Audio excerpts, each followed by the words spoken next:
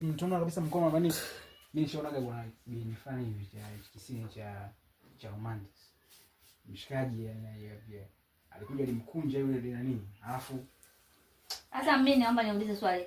Muda huo namshika hivyo, tupo kitandani au huko hapo si ndio mnaanza moja kwa moja. Kwa sababu mimi sitakuwa hapa. Na siku ndio. Wewe una maana wewe unaposogea msiku na tunaona kabisa anakuja anakaa. Anakaa. Kwa hiyo kisha kaa hapo mimi ndo nampush hivi.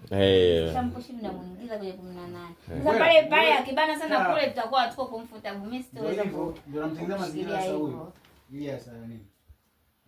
Unakula kula maeneo. Sema wewe angekuja kumwangushia hapo. Sababu ukimwangushia pale wewe unapigaje hiyo shoti ya huko? Ya mkono. Angeangukia hapa ina maana hivi nawe ungesema kwenye shoti achana nayo. Hapana, shoti yani shoti yani shoti ya mkono. Wa kuume kwa huku.